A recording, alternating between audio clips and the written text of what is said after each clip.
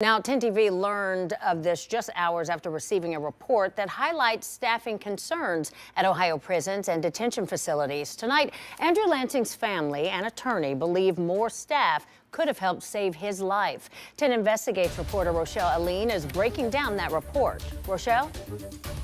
According to the Correctional Institution Inspection Committee, or CIIC, there are 4 areas that the state can improve on when it comes to hiring and retaining correction staff.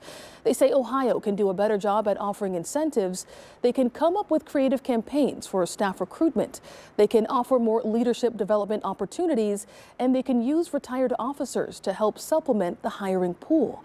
But when I spoke to union leadership last week, they said that safety was at the heart of this issue.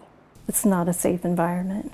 In the wake of the brutal beating that took the life of Ross Correctional Institution officer Andrew Lansing, safety is top of mind for his family. The system has really failed Andy, and this should not have happened. It could have been prevented, and they need to take action to protect their correctional officers. It's a sentiment that the union representing RCI staff agrees with.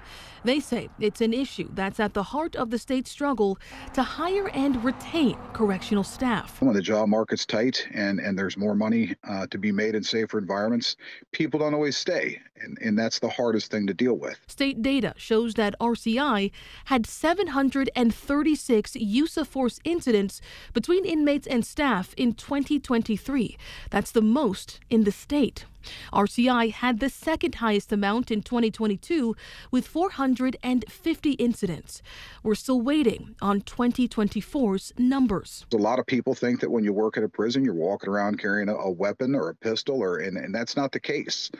You know, and in most of our institutions, you have a radio and a set of handcuffs, and you're training in your wits. And those aren't the only concerns.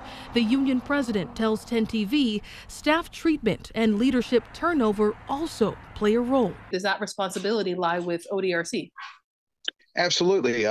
Every time we have a new warden, every time we have a new administrator or director or assistant director, there's a culture change. And it's a state of affairs that both the Lansing family and the union claim factored into what happened to Andrew Lansing. Should never have happened. This should never have happened. It should have been prevented. Is that a statement that you agree with, or what is your reaction to that statement? We believe that the death was preventable. In a statement, an ODRC spokesperson says they have gotten these recommendations and they will review them. In the studio, Rochelle Aline, 10 TV News.